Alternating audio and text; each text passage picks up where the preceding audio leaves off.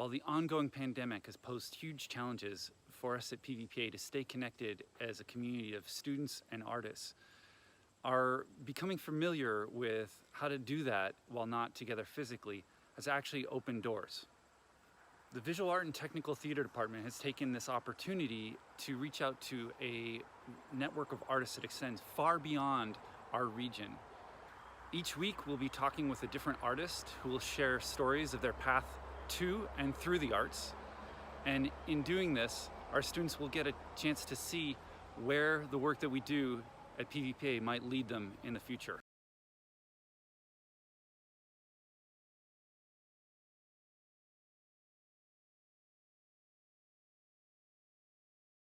So our guest today is Morgan Sorne, who uses the artist name Sorne.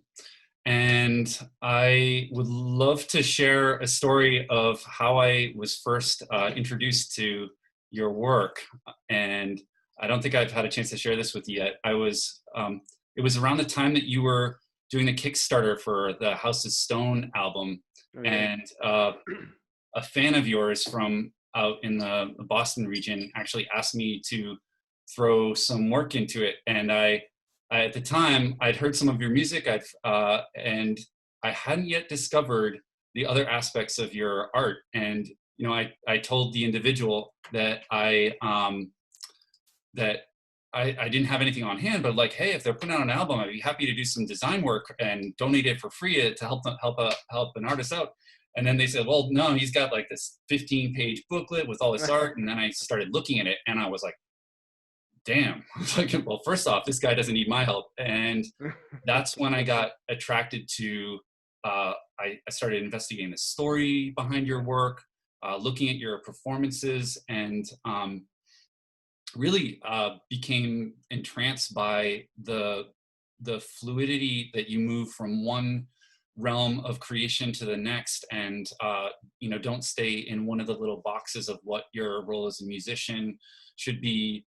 The beauty in your artwork, and the really sophisticated design work, which I'll maybe save for later.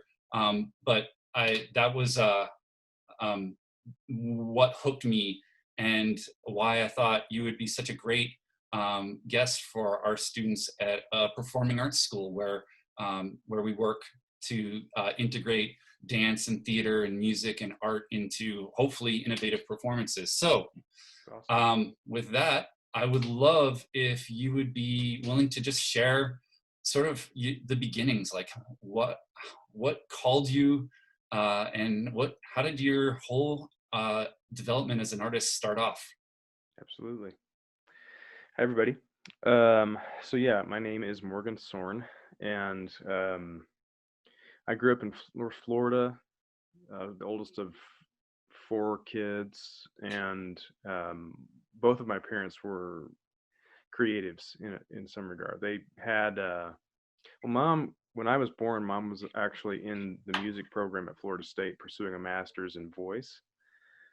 And my dad was a psychologist, a therapist. He was doing family and marital counseling at that time, and he was pursuing his PhD.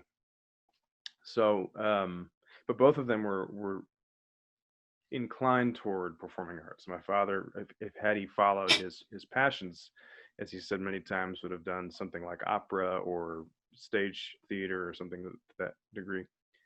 So that being said, music, art, and performance was something that was already sort of an innate part of our lives. And there was always support for that. Like when I was a kid, my brothers and I would reenact scenes from Star Wars in the living room, and we used, track lights as our lighting cues and things like that. I distinctly remember wearing yellow dish gloves to be Darth Vader. And I think the thing that we had is like, we didn't have a lot of money as a family growing up, but we had imagination and we had love, and we had a support system for that kind of, bringing an idea to fruition. And so for me, I think it was a thing as I was coming up in age through elementary school and middle school. I was raised on things like Star Wars and Star Trek, and was enamored with the idea of world building. And when I was a kid originally, I was like, man, I'd love to be a director. Uh, and was inspired by people like Steven Spielberg in those days, just because of the fact that um, the combination of doing really good character development, creating compelling characters, but then also placing them in a world that wove music and visual and cinema and theater into one experience, to me was really appealing. Um, and so then coming up through middle school and high school, I started writing out these stories. And I think at the time in middle school, I had discovered Nine Inch Nails, and I loved it because the precision of the music was there, but there was also this visceral intensity that appealed to me. And I also liked how Trent Reznor had really considered the live visual aspects to those shows. And in my perspective, I thought, well, what if we could push that even further, and see what could be done in terms of immersing people in a world? And this is before a lot of the stuff with VR was even an option. It was in those days. I don't think I even had a computer, let alone an iPhone or a smartphone. Um, and we're talking like, see, I was in middle school in the mid '90s and high school late '90s. Um, and so, for me, the idea was to honor all those influences, but to create something fresh. And so I started writing these short stories, which that actually began in elementary school. I remember I loved writing, and so I would do these trilogies of fantastical characters, and we had a little library where people could check out books. And I was always so, touched when a fellow student would check out one of my stories. Um, so that sort of all just snowballed into the work that I began probably around 11th or 12th grade. And I think I remember 11th grade was when September 11th happened. We went up to New York for a wedding, and on the way, the Twin Towers were hit. And so at that time, sort of an innate part of my process was, well, I want to use my life experience to inform these fictional stories, because of the fact that I felt like I need to have some depth here. And what can I pull from my own life experience?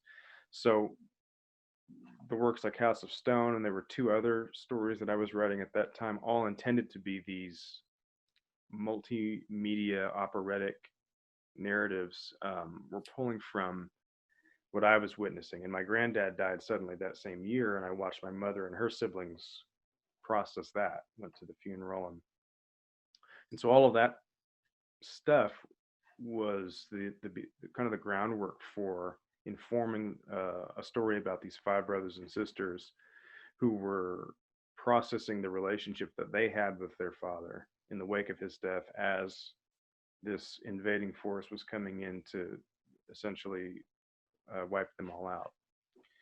Um, and when I was in high school going into college, I started looking around at schools, and there was nobody really offering multimedia as a platform yet.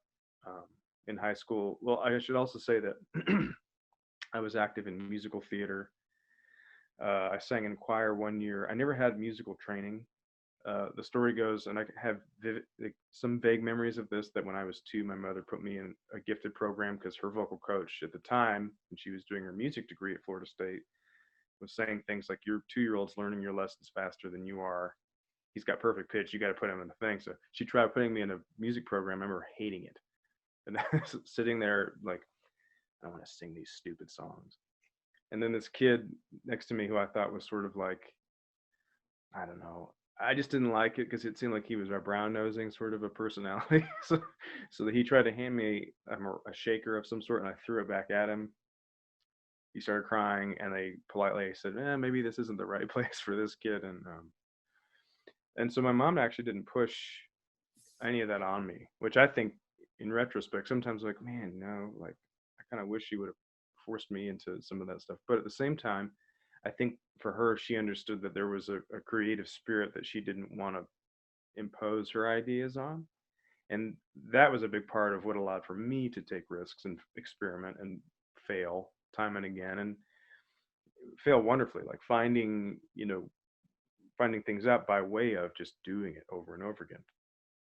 So when it came to picking a major, I think I went with Florida State University in their fine arts department, primarily because of one woman, and that was my academic advisor in that school. I sat in front of her in her little office, and I opened up my portfolio, and I just started pulling out all the visual art that pertained to these stories that I was writing.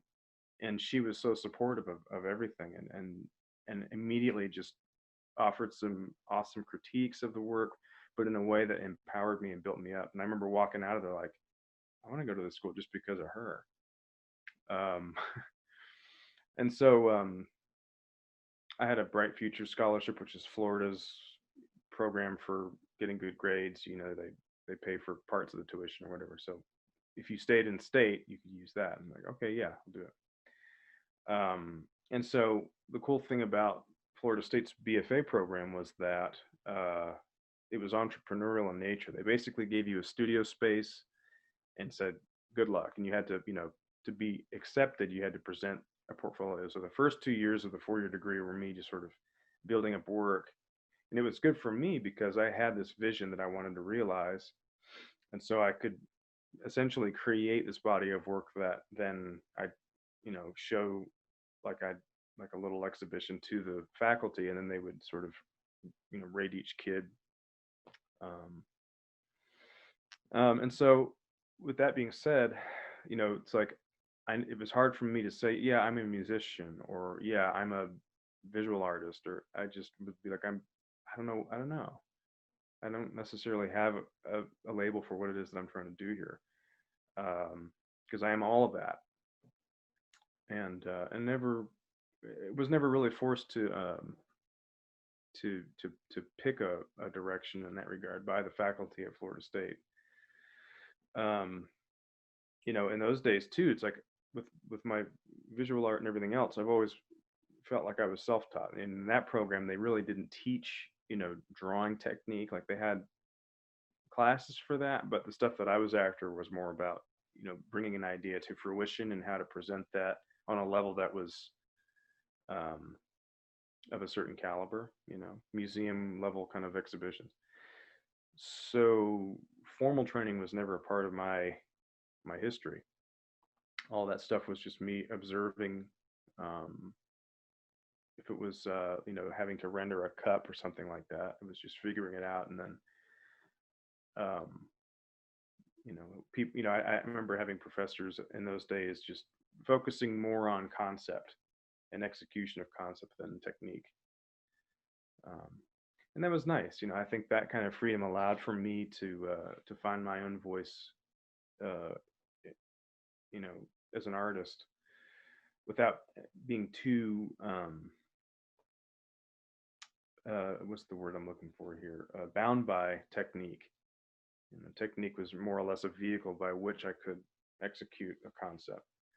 And the biggest one that I took away from them in those days was to think critically, to keep digging in terms of my inspirations, my references, because we all have that, the artists that inspire us, and to keep asking those kinds of questions. And the other big takeaway from that was also finishing the work, so making it look finished. You do the drawing, and here I'll show an example. Uh,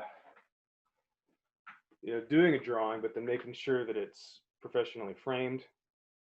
So this is a piece for House of Stone, this 5-album opera that I wrote. And it's in a gallery frame. It's like this is a finished piece of work. Or like these paintings on the wall here, like these guys, they'd look at their cutouts on wood, and they'd look at the sides, like make sure you finish that stuff off. You want the whole thing to be considered. So if you present that in a gallery or a museum, it's not going to distract people from the message that you're wanting to share. And that one really was a big impact for me, because I was thinking that way, but it really wasn't thinking about that aspect. at least in those first few years. And so making the work finished was a big one that um, I'd always remind myself of as I'm doing work.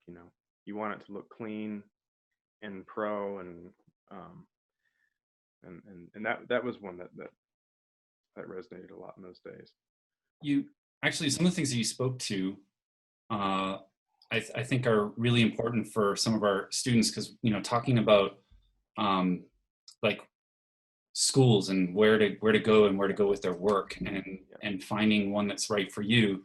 Like your experience at Florida State is so different than other schools that are just like technique driven. Yes. Right. But so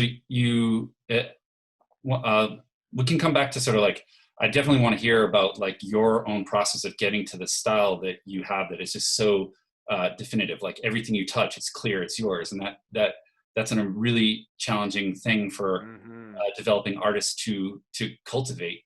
Yeah. And maybe we can come back to that. But after graduating from, I'd love to hear more about your journey. Like after getting a BFA, what became the next part of your journey? Okay. Yeah. So yeah, the big ones. I remember I had a visiting professor from, I think was it Penn State or somewhere. He came in and was just doing a studio visit. And we'd have that from time to time. And I kind of caught him on his way out, and I said, well, "Can you just look at what I'm doing and give me some feedback?" Because one of the things that I started to have an issue with was the fact that a lot of the faculty there at Florida State had their own kind of jaded, I'll just say baggage. It was like there was a number of people who were bitter. It's like they didn't, in their minds, make it, not seeing the value of what they were offering as a mentor in this world that none of us had a clue about. I think teaching is a honored profession, and for me, it's like I've done a number of years teaching, and so I don't know, like those people for me were life-changing mentors, elders, as I was on my path. So a lot of the time I was there in studio just feeling like, come on, can you guys just like really engage with what I'm working on here, as opposed to just telling me what I'm doing wrong and walking away. And this guy was awesome because he came in and he basically started really just playing uh mind jujitsu with me, just like, why are you doing this, what's this, and he was just tearing the stuff apart, and it was awesome. At the end of the day, like I was sort of like, thank you, sensei. But he got me on a real good fast track with the ideas of talking about finding style and things like that, because I was doing a lot of photorealism. I was very much of that kind of thing where I wanted to try to render stuff as pristinely as possible with whatever the tools were. I don't even remember the guy's name, but from there, it's like when I graduated, I think my graduation show was a body of work that consisted of 36 life-size wooden painted cutout children in Scandinavian Mayday outfits playing tag, running, and they were all like, if you can kind of see these guys on the wall here, they're wall mounted, but these pieces actually were freestanding with little feet that I had engineered. And as you walk through the museum, each of these kids, there was like a little scene, and they had little plates of food. And part of my background is Swedish, so I was interested in roots at that time, and etymologies, the origins of things, origin stories. So it was playing with Mayday, the maypole dance, as a concept. And we always around the holidays, my father would do Scandinavian smorgasbords, where it's the array of foods. So a girlfriend and I at the time made this crazy spread of food, but as you walk through, you were given a plate, and each of these little things had a language I had invented and a part of that food. And so you built up this plate and had essentially it was a poem of words that you could translate if you wanted to. So then you got to the final thing, which was what was like a burned out temple, and all this was like set design. I did it using Luan and masonite board, and created this sort of jigsaw stage piece with 6 kids doing a pantomime maypole dance in front of a painting of a photorealistic Nazi youth soldier, which was from a photograph by this guy August Sander, whose son had died in a concentration camp doing anti-Nazi propaganda during World War II. And the image was so compelling to me because it was this youthful, beautiful little face with this serene, expressionless gaze in this uniform. In many ways, this what we would think of as a symbol of evil. And so the juxtaposition of that with the youth and everything was a really emotional experience for a number of people. So when I presented that work for my graduation show, I remember we had the head of the theater department came down and found me and was like, "Would you like a job at Cirque du Soleil?" It was a hit. And what had happened was the painting of the Nazi youth soldier was just sitting behind these 6 kids. And I remember one of my professors looked at that and said, "You should put that together." And I listened to that. Like, yeah, okay. It just intuitively, okay, I'll do that. And so that positioning of visual statements put me on the map. And so out of Florida State, I came out to Texas. And at that time went to New York City. Everybody's like, you got to go to New York. If you want to do art, you go to New York. So I went to like 40 galleries right out of college. I just started going in and I printed out a book. I went online to like one of these book printing services and I made myself a published portfolio that I could just put in the hands of galleries. And I think I gave away like 6 of them and I still had to. But all 40 of these galleries were basically like, whatever, kid, get out of here. It's like, okay, but I did it. And I'm proud of the fact that I did it. I think out of the 40 or some odd galleries that I visited in Chelsea and all over Manhattan, 2 of them kept the books and called me back, just kind of mildly interested. But then New York felt overwhelming and didn't feel right. So I went out to Austin. And so there was the woman that I met at Florida State who was the academic advisor, and then a professor named Jim Roche, who's really, when I found him, I was like, wow, you're my art dad, because he was also in the 60s and 70s mixing performance with installation in ways that were just wild and uninhibited. And a big thing, he was also a native like me, grew up in Tallahassee, and just was fearless with the way in which he would go after a subject. Like he would do these audio recordings back in the 60s that at the height of racial tensions in America, he was embodying this cracker Southern character with these pieces that are not safe for anybody. It's like, but the power of what he was doing was so impactful.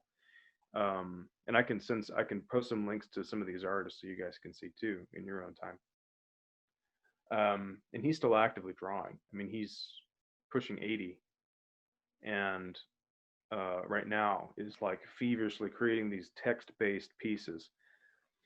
So anyway, I basically was like, you're my guy. Can you please just give me some advice? And he said, go to Texas. And I should say too, he had a reputation at Florida State for being really not liked by a lot of people, but it's because he'd walk into a student studio and he would just rip him a new one. He would tear the work apart.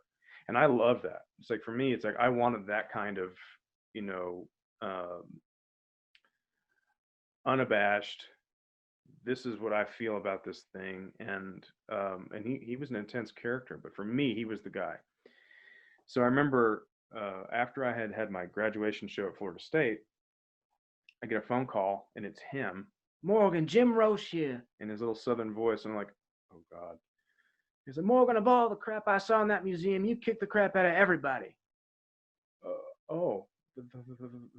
Thank you so much. Well, keep finessing your painting skills and just keep going. That was the kind of that was the nature of the phone call. I don't even know how he got my cell number because he called me on my cell phone. And I remember from there, I was like, yes, that's the guy that I was really hoping to win over of anybody in that faculty. And I basically pestered him until he wouldn't ignore me anymore. So I was writing him emails because I didn't have a phone number for him. And out of that, earned myself essentially like a mentor and a second dad in a lot of ways. He was He was a key figure for me. And so when I was trying to decide what to do, he said, go to Texas. He got his graduate degree from Dallas, University of Dallas. And he hooked me up with an old student who had a gallery in a little town called Marfa. Uh, and so I went out there and I showed them my work. And the thing that I found in those days was the Texas art scene was very strong between Houston, Dallas, Marfa, Fort Worth, and San Antonio. There was a lot of big patronage in the arts. But the difference was the art scene in Texas versus the art scene in New York. Texas hadn't been really oversaturated yet. And you had a lot of sophisticated artists coming up out of that state, like Trenton Doyle Hancock, who was another visionary kind of guy, a number of people in Houston like that. And so I found myself really inspired. I remember going to Houston the first time and seeing all those institutions like the Rothko Chapel and the Menil Collection, and just being so mind blown by this whole breadth of work that was outside of the New York scene. And they were proud of that in Texas. So my first art show in Marfa was a summer show where I displayed these kids that were all painted.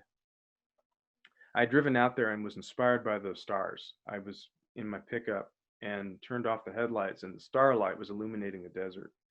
I never experienced that kind of night sky before. And so I was kind of moving in the same spirit as those cutouts I had done for my graduate show in Florida, and made these guys. I can grab one here in a second to show you because they're behind me. But it was difficult. The whole thing for me was really a scary proposition, because I basically left my home and everybody that I knew in Florida, coming out to Texas, just sort of like, well, I guess this is what I'll do, because I still had this vision with these stories that I was writing. I had aspirations to put together an ensemble of musicians, to have dancers, to have sets that I would build, to have films and books that accompanied. And this felt like, okay, I guess this is the next step in that path. Even though I'd never saw myself being a Texas artist, I figured I'd be New York or LA, at least in my mind. And so that first summer show that I had in a gallery was the beginning of, really developing the narrative that would become House of Stone, the first thing that I began to release. And so as I was making those paintings, I was also creating music. It's like, I found that to be it's like if you're tensing your arm, you have your bicep and your tricep. If you're tensing like this, the bicep is activated and your tricep is not. In this way, this muscle is relaxed, this one's tight. It felt like that. It was like, if I'm painting and I'm hitting a kind of a point where I'm just like tired of that process, I would then just move to music and I would start working on a song, and the song would inform the visual. And in those days too, I was also pursuing acting. So I had an agent that I linked up with in Texas. And really, if for nothing else, all that stuff was like training. It was like, helping me to hone my acting skills. It was helping me to refine my music making and my art making. And I should also say that I was also broke. I was the starving artist. I didn't have much money. So I was thinking to myself in that time, what can I do with that which I have? So I was, doing things like and I'm using this again for a film score I'm working on. It's a little laptop I got from a Walmart somewhere in Texas at that time. But I just liked the sound of it.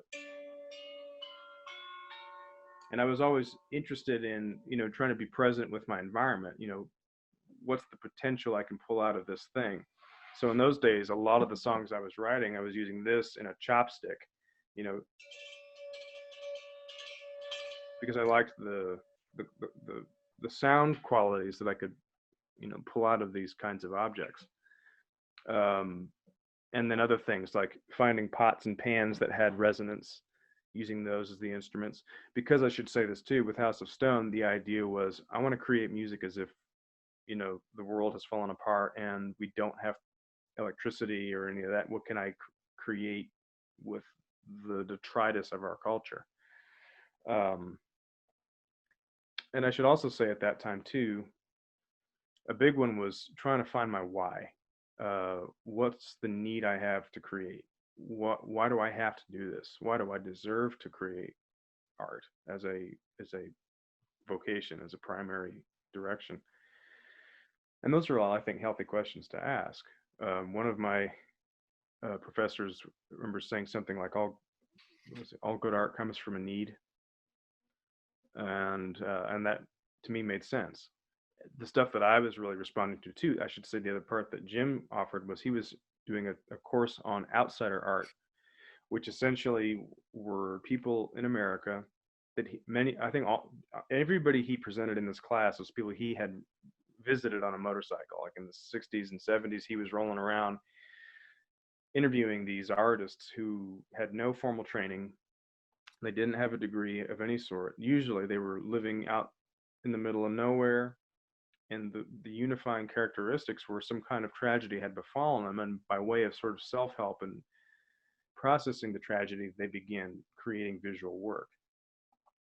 And so this outsider art movement really popped off in the 70s, where you had collectors from New York driving down to Georgia and buying up all the pieces by these people, which a lot of the times when that happened, it would strip them of their spirit, and they would end up just, a lot of them killed themselves because of it. So there was a huge controversy about that, the exploitation of these people.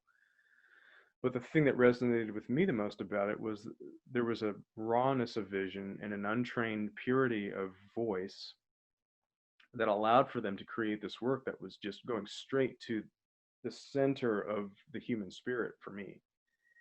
And I was so inspired by that, because I felt I identified more with outsider artists because of my lack of formal training being put into this university system, which was essentially the idea of getting the degree was to, it's a pedigree paper that gets you in the door. Okay, fine. It's like, I'll play that. But I always connected more with the idea that I'm just creating from that pure, flow of spirit.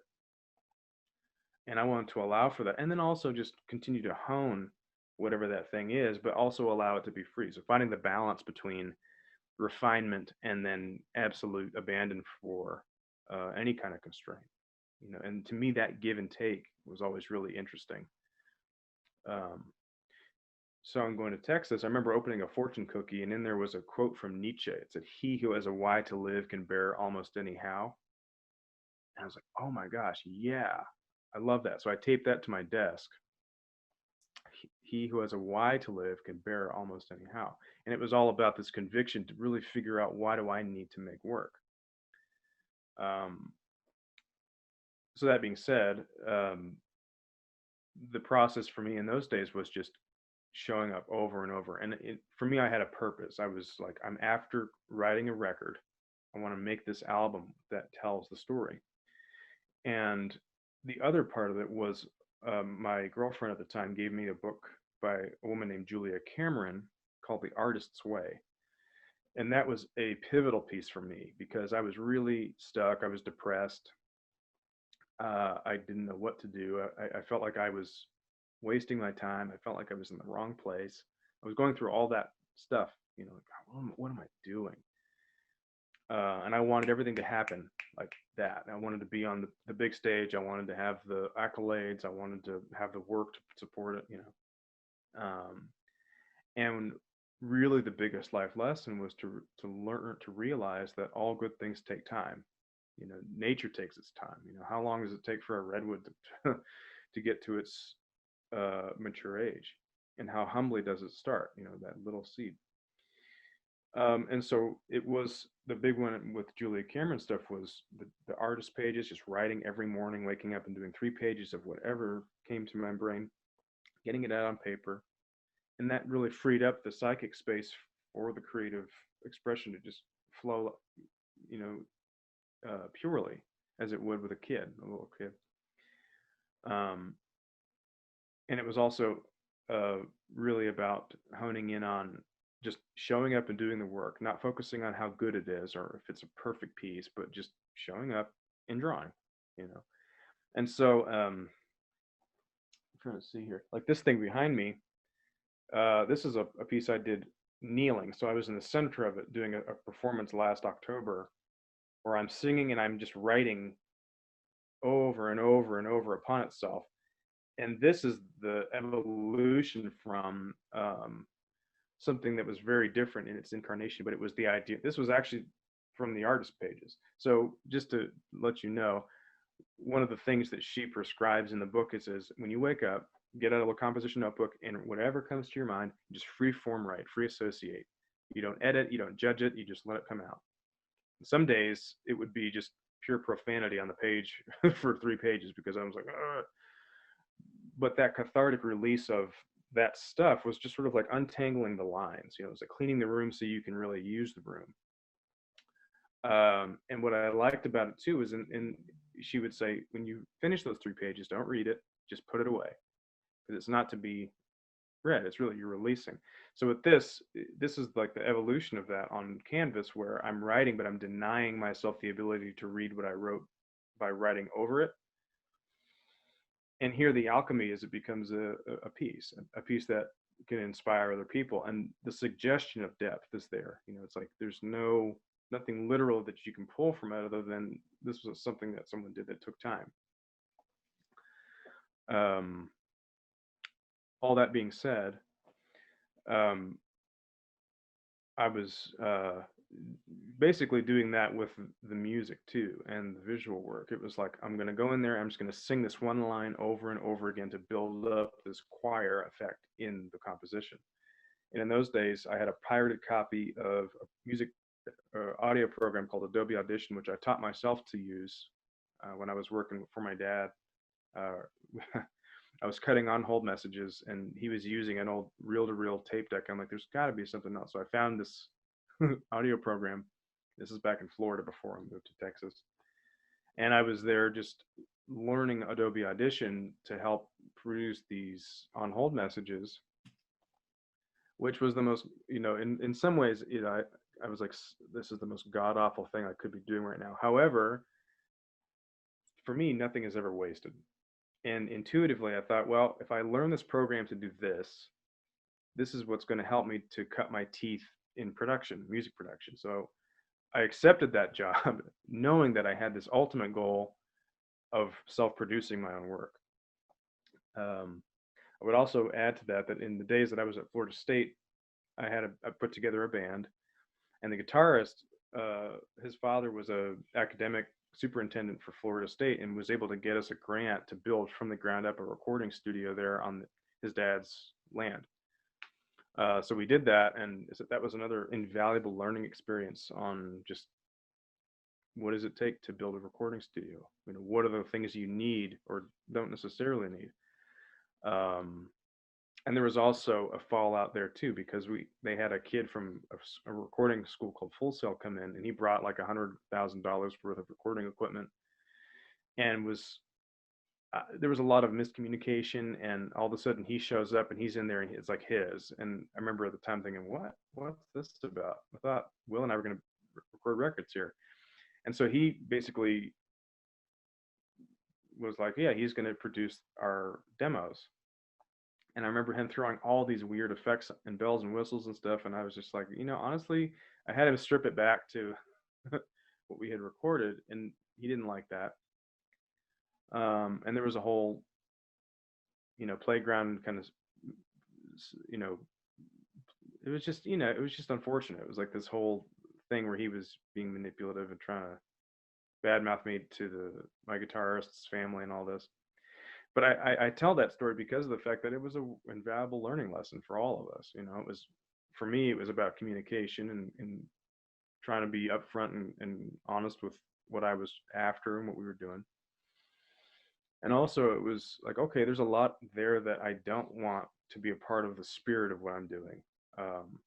And so I walked away from that situation, still maintained the relationship with my guitarist and his family, but that was another invaluable life lesson, you know, in the whole pursuit. So when I came to Texas, I had this pirated copy of Adobe Audition, and I had the vision, and I, you know, started using that to build the work. And the one key factor was I was chasing after trying to get all these people to come, if it was a manager, touring managers, booking agents, um, all of that. None of that came until I started creating. And what it amounted to was over 80 songs that all were in this House of Stone universe. And the grand vision was that I wanted to have a series of graphic novels, um, and I wanted to see the thing be a live action piece that could be, a series or a film, but also that House of Stone was one of a number of stories that all were a part of this world that I was building. Um, so that I think I had an art show and met this guy who showed up who had just come from New Orleans, who was a producer. He did a lot of hip hop for artists in New Orleans, and he just saw what I was doing and thought this guy's onto something here. And he basically helped me to put 13 songs together in a coherent, you know, album narrative, and use that as a demo. And so I went up to New York and I gave it to some friends. One of my buddies was friends with the guys in TV on the radio. And so at South by Southwest, which is a music festival in Austin each year, I nervously was like, one of the big pieces of advice that Jim wrote to me in one of his art catalogs was, if you hold back, you stay back. And that was another one for me that was like, okay. And I say all this stuff also having awareness. It's like there's a certain kind of rhythm that I always look to find with social cues. And it's one thing to just like guns blazing go out there, but using this stuff with vigilance and awareness, like, yes, I don't want to hold back, but I also want to make sure that the step I make is measured, if that makes sense. So again, I think in my life, one of the key ingredients was finding the balance between shooting from the hip, but also, calculating risk. And in this instance, these guys were doing a South by Southwest show for Spin Magazine. And I remember just walking up to that green room door. There was a kid that was kind of guarding it. And I was like, yeah, those are my friends, and he's like, oh, okay. And he just let me right back there with no credentials. I could have been anybody. But, I just walked up to him like I own the place. And I was like, yeah, I'm here to see my buddies. And he said, okay, go on. So I walked back there and I walked up to one of the guys and it was like, hey, I'm a friend of of Rick Sheridan, who was the guy that he's like, oh yeah, he warned me about you. I remember him saying that. And so I think this was like '07 or '08 when all this went down. I handed him my demo of House of Stone, and he's like, okay, we'll check it out. And I kind of met everybody, and then I left. I didn't linger. Because I was trying to be sensitive to the fact that they get this all the time, and it's like, how would I feel if I was in that situation? I'm always playing that empath card, which I think really afforded me a lot of opportunity, because I was able to authentically connect with people that way, as opposed to I was so desperate. I was like, this has to happen, but was bridling that and just saying, you know what, if I was in their position and somebody came up to me, I'd probably appreciate just, here you go, have a nice day. And in that time too, I was going up to New York a lot, and one of the guys from the Roots was a friend of my buddy Rick, and he came over, Kirk Douglas, he just bought this beautiful Les Paul, and Rick put on House of Stone, the demo, and Kirk sat on this little amp and he just riffed over the top of this record, unlike any guitarist I'd ever been that close to ever. It was like as if you were sitting in front of Jimi Hendrix. He had that kind of virtuosity. And with each song, he would just sit there and he would improvise something new. And I'm just sitting there with chills, like, oh my God, this guy's amazing. What a gift to be able to have this. And so in those days, I was just going around and just, seeking people out, just handing them the music, saying, what do you think about this? And then I remember with the TV on the radio thing, I'm getting this beautiful email from the wife of the lead singer, Domitil. she was a French comic artist who, and she was a part of this really awesome collective in France, in Paris at that time. And she was just praising the records. Like, we put this on when we were cleaning the house, and we love it. Um, Great, you know. My aspirations were, I really wanted to tour with those guys, and um, that didn't come for another couple of years. It was this thing of just staying true to continuing to work, playing shows in Austin. Um, I formed a little band of I'd had old bandmates fly in for South by Southwest and things. And so it was really just like a ball of clay being formed into something at that time. I'd always had a vision of it being like an ensemble, you know, or more orchestral, where everybody's, you know, the sounds in House of Stone were all found sounds. Like, I had a printer drone in there. I had my dog's ears that I caught on accident as a musical element. But it was being present with all of that stuff to create this soundscape that was authentically mine. And then just kind of teaching myself with really simple, like, I used an old sequencer, like a drum machine. I recorded, sampled all of these different sounds, and I put it into there to build the beats for the record. And all the while, just sort of rotating through visual art, performative, theatrical performance, music, and then also working on my garden. You know, that was another thing for me, was like, you know what? A part of this too is I really want this to be a holistic way of life, as opposed to what feels false, which is some kind of pop aspiration, you know. And what made sense intuitively was, well, no, it's like, when we think about what we're inspired by in tribal cultures, it is the fact that artistry is interwoven into the pragmatic aspects of life. You know, we see people using song to till the fields, beat to, you know, make the fabrics to build the houses. Um, and that to me felt good. It was that too, is the thing. You know, what is the thing that just scratches the itch, that feels like a release as opposed to an obligation? Um, You know, Morgan, I want to jump in for a second because yeah, I'll be honest, I've been having a hard time like wanting to redirect, because just hearing all the thinking and feeling that's going on behind this. But I did want to highlight something that you just said a second ago about totally. the nature of the found sounds, Yeah, and also, you know, looking at material and substance and what you're using in your work. And you know, the what you said about the I'm paraphrasing, but the sort of rawness of some of the instrumentation used in House of Stone, like, yeah, that is something that right now, we as an institution are going through some struggles. We're cut off from our spaces that we're usually working in. We've had to divide what was shared materials into smaller portions, and we're having to, you know, our students are having to, like, you know, be a little more creative about responses to certain projects. yeah. Because of the materials at hand. And you know, I think one of the benefits of that is it's forcing them to develop a better ability to explore the potential in That's something awesome. simple that then can create something very different than everyone who's got the same highly sophisticated tools and makes everything it cranks out. And I'm talking whether you're talking sonically or you know, materials and or That's digital awesome. programs that are producing printed or digital Yeah. imaging work. So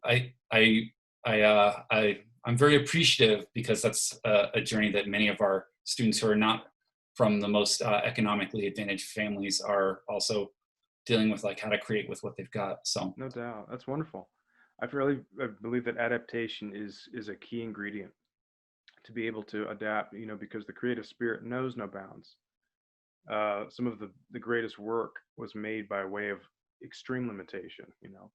And I think in spirit, it's easy, at least for me in those days, it was easy to be beguiled by, you know, the pristine, the academia of fine art, you know, the you know, the glitz and the glamour of that whole thing, and the money that it would take for a lot of these rock star artists to create their stuff.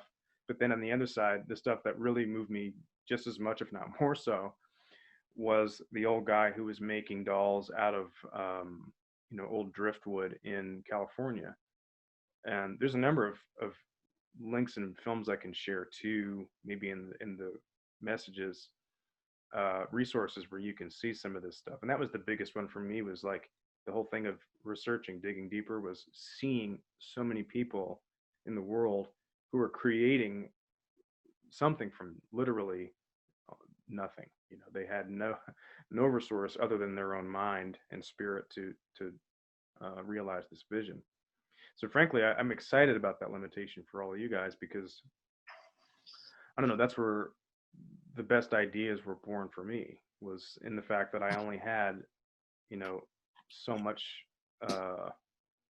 in terms of studio equipment. I had one microphone that was like a Shure 58, but I had this world around me that I felt, it was like, because the thing for me was, how can I create something that is a unique statement when everything has been done, so to speak, right? It's like there is this idea of no original idea. Well, I agree and I don't agree. I think that originality is infinite, because we are in our creation as a human are a thumbprint. It's like we have that thing to offer, so we can take and distill through our life experience something that is wholly ours and unique. It can be the same 5 chords, but it's our 5 chords. If we really step into what it is that makes us a unique star in the spectrum of stars. Something that I made out of some, like, I'd find, like, old bowls and strung them up on a thing so that I could create or just get a nice sound out of them. Some of this might not pick up in the Zoom call, but each of these guys to me had a lovely sonic potential.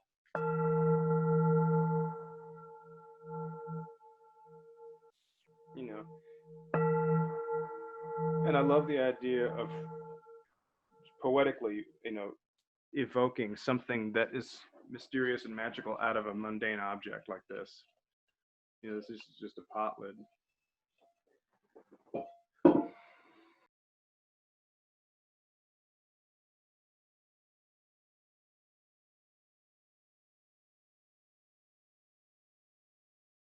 What I can say is that it's been a slow process. And it's sort of like, I think about chipping stone. It's like you're hitting it with a pickaxe forever, and then one day a huge chunk falls off. So I think the epiphanies for me happened in chunks like that. Oh, cool. Yeah, I've always had a penchant for drama. I love dramatic, like Caravaggio was a painter that I really liked growing up because of the drama in the lights and darks. Yeah. A painter like this guy Odd Nerdrum, also playing with that kind of darkness and light. And so the big one too was, I say an aha moment was, I remember when people would look at what I was doing, they'd say, ah, great, here's 6 people doing something like that. Check them out, right? Cool. And so I think the big one, the aha moment for me was, oh, yeah, the more that I keep my eyes and ears open and I'm looking and I'm listening, it's further informing with my process in helping me to, hone into my individualism in that regard, while also, honoring the influences. So it's like, when I started making work in school, there weren't a whole lot of influences. I mean, of course there are, but it's like if I had to name 10 artists, maybe I could. But the big one was do the homework, keep looking, keep seeking it out, keep researching. There was a painter by the name of Anselm Kiefer that I had seen a piece of his at the National Gallery of Art in Washington, D.C. And I remember it was the first time I had seen a painting that moved me to tears. And it was an abstract piece.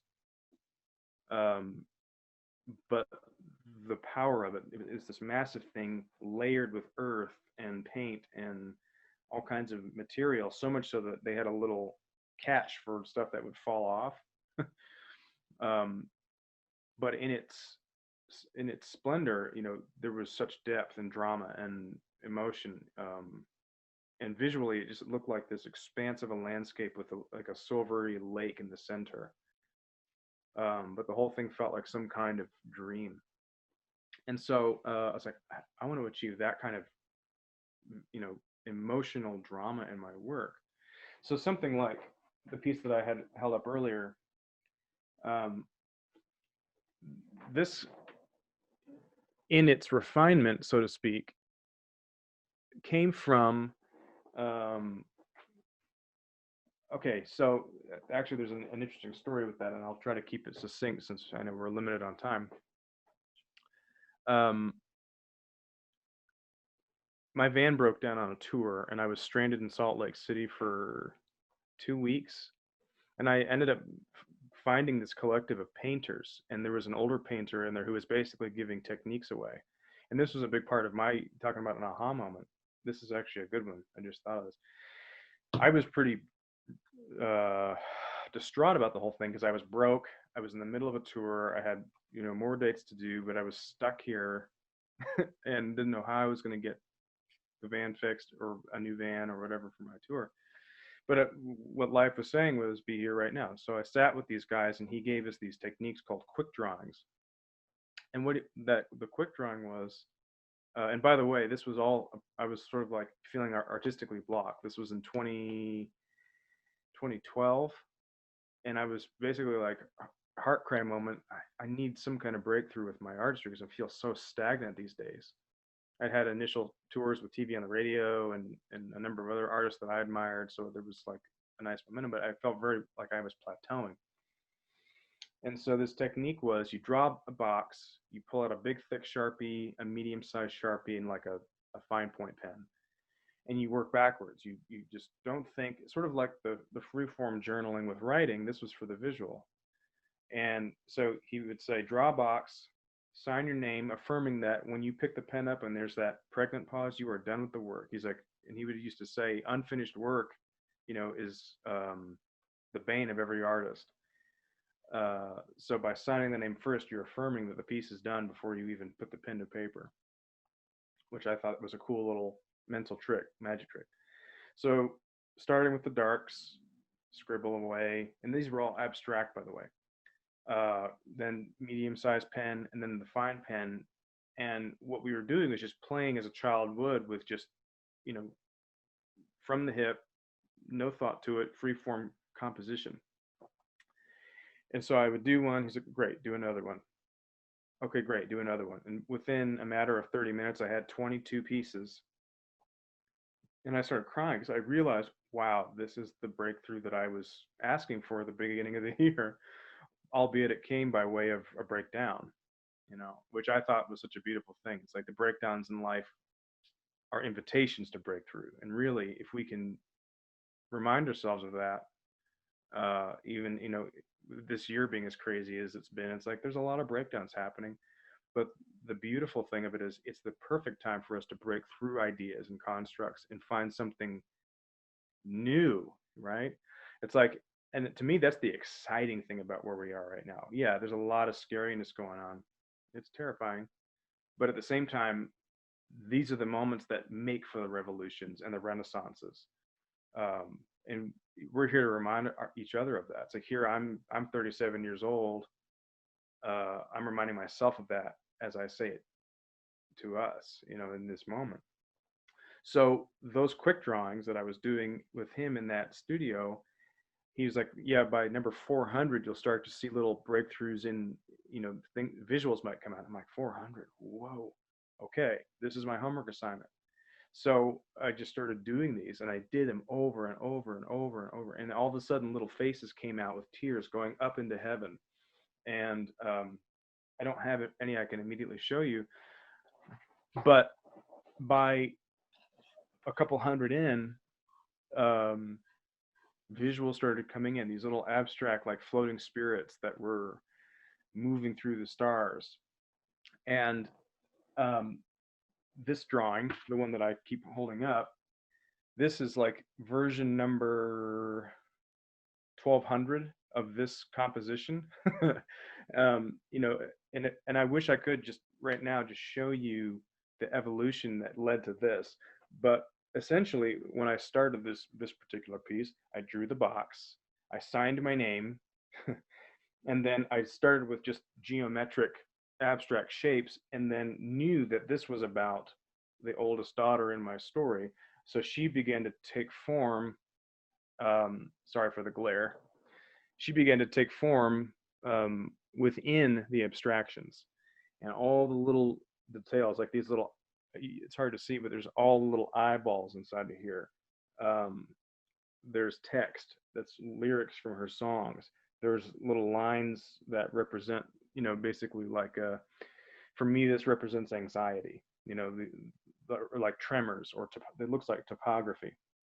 All this stuff was about focusing on the act of drawing as opposed to the end result. And what came out of this piece was really a happy accident, a glorified happy accident. And that's how I treat just about all the stuff that I draw these days. It's like I don't really, I mean, I have a vague idea of what the end thing might be, but it's like I did a series of drawings where I started with a word and I would outline that word over and over until it formed some kind of a creature. Uh, and again, that was denying the expectation for an end result and really just honoring the idea that we're doing one line after another. Um, so the unique style stuff, it's like that quick draw moment was definitely a big aha moment. To be told to dig deeper and keep looking to see who's doing what out there, eh, because it's easy for us to just kind of get stuck in our own thing, but to stay elastic is the key, I think. And that's the virtue of everybody being able to freely reinvent themselves and it's like that whole why leading to the how. To have that why, I mean, that why for me has changed over the years. The need to make art has changed. Originally it was a way to sort of rationalize and process the emotional drama that I was seeing in my immediate family. um, and these days I'm in process for a new why. What's the next thing, and that's a question we should be constantly asking ourselves. That's how we can stay fluid. And the other thing I would say too is continue to scratch that itch. It's like for me, I had like when I was starting with House of Stone and that whole body of work, I had very like little models and maquettes of how exactly it was going to be, and I needed to flesh that out, explore that in that time. So, and again, with all of this, there is no right and wrong, as far as I'm concerned. It's really about what do you need to do right now. Well, when I was 20 years old, I needed to render things photorealistically. I needed to have this whole thing, fleshed out. I needed to sit in a room by myself and record for 10 hours a day for 10 years. That's something I needed to do in that time. These days, I don't need to do that. It's like my needs now is about connecting with other artists. And I really get a lot out of just showing up and doing a collaborative back and forth to find something. Um, so I would say too, like if that's where you're at, stay on that and just honor that, um, if that makes sense. Thank you for taking the time to spend with us. And I don't know if this is at all in the realm of possibility, but maybe later in the year, or we could gather again and pick up exactly where we stopped off. I'll have everyone watch this, and then we, because I feel like there's so much depth in everything you've shared, and I know there's so much more. But I'd just like to say thank you on behalf of all of us. And my pleasure. It's an honor.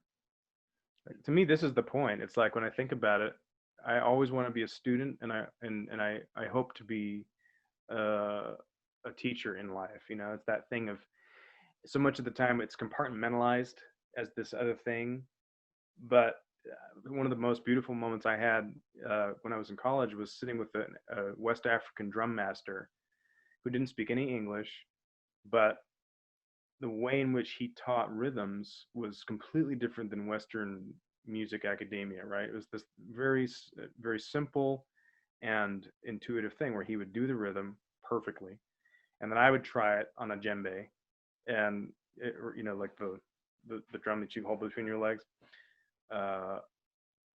and it would sound like I was hitting a wet cardboard box, and he would just smile and he would do it again, wait for me, I would do it, and we had this beautiful back and forth until I achieved that tone and phrase. And that's just life stuff, you know. So it's like going back to what you were saying. Um, these kind of exchanges are what really inspire me um, as a creative. So thank you